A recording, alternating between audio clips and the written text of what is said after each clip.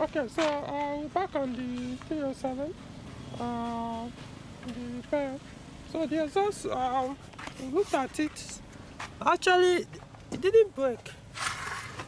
You can see how bad. This is how bad this part is. See, this one didn't work. See? So the pot is dead. You can see there's actually welded here before. Got it. So I think the source of the noise is from the inside. I think it's basically empty, so that's why it's that loud. Just making noise. My only concern now, I hope this thing doesn't break. You can see this thing has even rusted. Anyway, so no point trying to do any repair. So we just throw it, remove it and throw it away. So I requested for a used one. You can see how it almost looks new, even though it's fully used. Made in Italy, a massive. So I said, even though the shape is not identical, the other one is a square shape. This one is kind of roundish. But I looked at the length; it's the same. And I confirmed that they also use it on 307 with this engine. So who knows? It's possible that this is not even the one the car came with it. So we'll get a welder involved and to change it. Because in the other one they welded it here permanently. So we'll have to cut it out before we can put this on. Alright, so we'll see. So that is it for the exhaust, so that noise will have to do. The brake pad is okay. Let's see a new brake pad anyway. This bushing is okay. So now on the headlight you can see it's already out. So we remove the headlight and taking them to where they will do the working. I'm going to, by the next time you will see the front end, it will look different. Hopefully. So I looked at it and I said no need of replacing it. I think we have to find something we can do about it. This is not supposed to be open like this. Otherwise it will damage. This is the ABS block. Not supposed to stay open. Because if water enters and touch it, it will kill it. We figured out. This thing. I'm thinking how we go cover this ABS block. You know, I said they don't come out that leather when they take cover. Let's say get leather when they take cover this. They don't change it. So how we go take how do you think we can? Okay, David. What do you say you cover this one? I think we need to panel this as well. What do you think cover this thing now? What is that? This ABS block. You say normally, you say they carry leather. They don't change this one before. Okay, no, they don't come out. They don't change this one because the main one they carry leather. Maybe they never change them. Maybe they come out the leather. They don't put them back. Or maybe they don't change them. You will get this thing covered. Okay, this part. We get another one. Okay, so I think we'll get back with this house. I'll get back to you. Just find one kind of, let us say, a kind like tarpaulin or something. Cut it to shape, see how we can be able to wrap it to prevent water entering here. This is the most important thing. Water should not get guys, this is ECU actually. This is ECU. Electronic control module of the block or the pump. This is the pump. So this thing, water shouldn't mess with it. Any TSL will suffer from this thing. Once water enters it, wow. If you get to a point, you will even be able to start. In fact, it burns cars. You see this thing? It can burn this car completely. Well, it can catch fire from here. That's why I don't know why they removed the leather here. But at least now that the headlight is out, so we can now easily do it rapid before we put the headlight. So it's good to have all some of these things checked.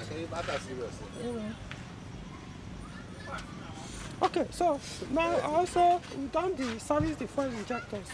Remember the last time was with idle.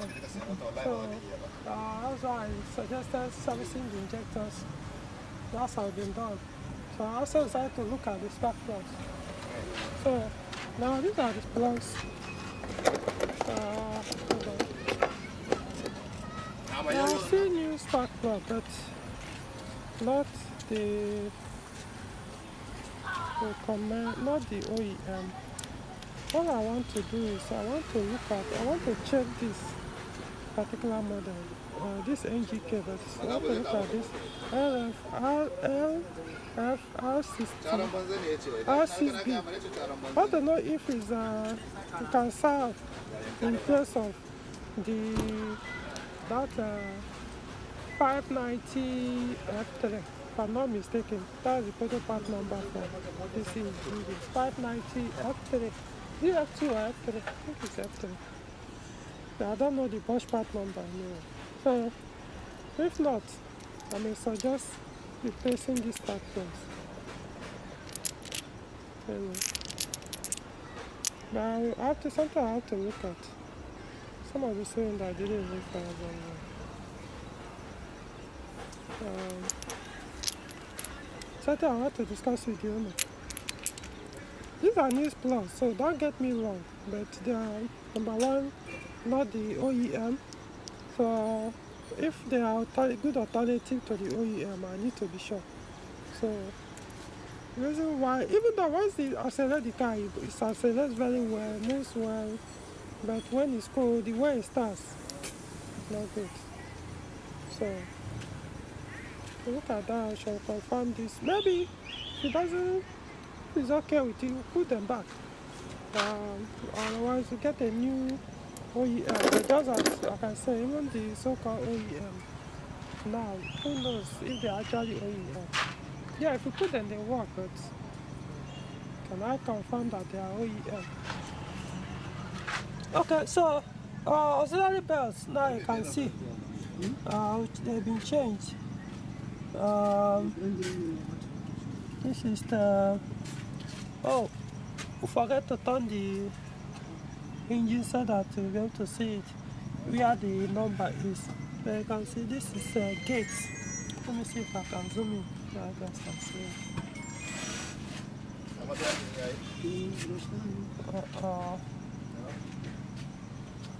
Let me get my torchlight.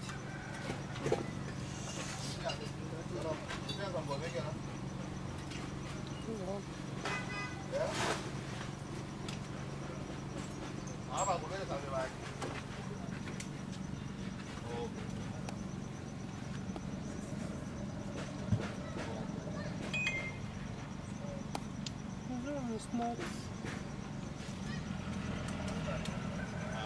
Why is it blocked? It's not that clear. Anyway, maybe it's almost getting dark. In fact, it's almost after 6 or 6:30 p.m. now. So just close for work. On my way home, I decided to come and document this. Look at the work and I've done. I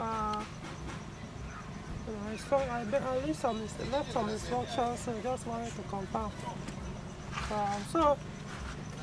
But yeah.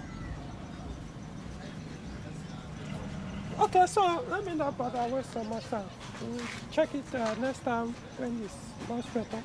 Weather is clearer, we'll move back. It's Okay, so that is it. So the only thing now yet to be decided is the spark plugs, but I may still put them back. They are not, it's not priority now. Since we service for injectors, I will put them back, start it when engine is good. If it works well, then leave it. That's why that rough idle to go away, because spark plug can do that. I also understand that spark plug, one spark plug can increase fuel consumption. So those are the things people need to pay attention to. So just because a spark plug looks like the recommended doesn't mean that it will work well inside the engine. That's the mistake most people make. Anything that looks like plug, can enter that spark plug hole, it would tighten it in as if to do the same work the recommended one will do, or the good alternative to the recommended. The spark plug you can put actually that actually may not be the OEM, but it's basically the same spec with the OEM, so they will it serves the same purpose. Okay, so so far it's progress.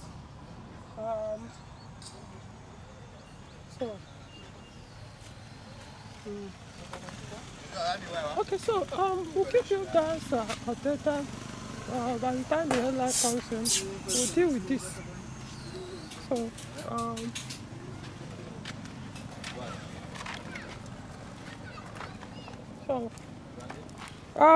I don't know. One thing about me is when I'm handling repairs, supervising this kind of work, whether I'm there or not, there are things I have to come to confirm that the instruction was followed to the letter.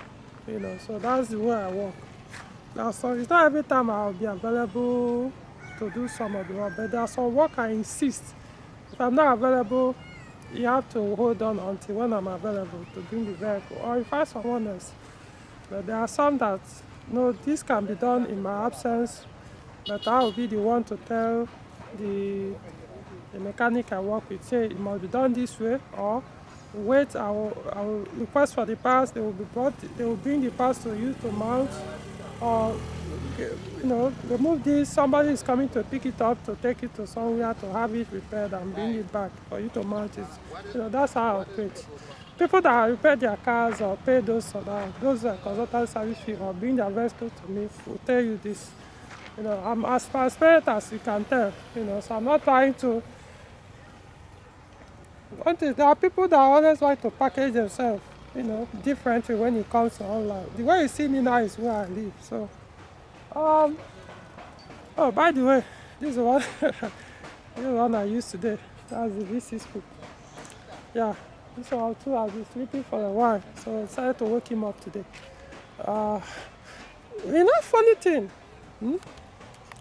I've been saying, let me speak it this way. I've been saying this car. It's like the slowest among among these three ES engines. I'm talking of the 406 V6, the 607 V6, and the 407 V6. So I was saying that this one is like the slowest among them. I think I will take it back. After I've changed this car to 6-speed manual, of course it took a while to adapt, and then change the spark plugs, because ever since I got the car for years, I've never actually bothered to remove all the spark plugs, because I checked the ones in the front, they were all okay and they were the OEM. So because the engine will start and run well, I didn't bother.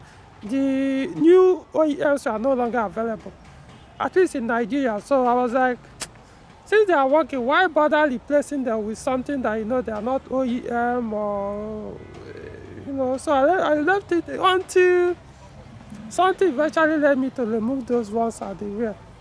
Only for me to realize that, is it 2 or 3 of them were not they were completely different. They are not OEM, different from the one in front. If I wanted it, it's a long story. So eventually I had to get the 3 OEM, so that they will match the ones in front. The ones in front still remain. So I put used ones though that are still good. And since then, after a while, see, even when I changed them, it didn't still respond immediately. It took this ECUs, they say, oh, when you introduce something new, it will respond immediately. It take a while to adapt, and then all suddenly, boom. The way this car now accelerates, man, no 407 I've driven is as quick as this car. The way this car accelerates now, as in, man, that's why I say I take it back. Of course, I won't still say that it's faster than the 406 VC, but the 607 VC, no, this is faster. As far as I'm telling you, based on, man, no, this is one of this. It's just a sweet car now to drive, especially with this 6-speed manual transmission that I mounted on it. It's just sweet. So, you know, guys, watch what I do. I may be a Peugeot freak or Peugeot fan or this thing, but you can say I select because I can tell the best among all the cars Peugeot produce. So I select the ones that I have interested in among the best. And almost every one of my Peugeot, you can tell they are kind of unique, you know. So, so we'll see you guys tomorrow. So, next time, because what I usually do when I take the headlight to wash, I leave it overnight, leave it with the person, so he'll do the washing. By the next day, I will send for them. They'll bring them back and mount. Don't bother taking them that same day. I want them to dry up before start moving them. It's only occasions where I will have to drive the car. The washing has to be done on the car. In that case, we go there very early, have it done there by evening time or afternoon, go and pick the vehicle. So that's how it is. There's a reason for that. Maybe I'll discuss about it in the next video. So, like the video, subscribe to the channel, and then see you in the next one.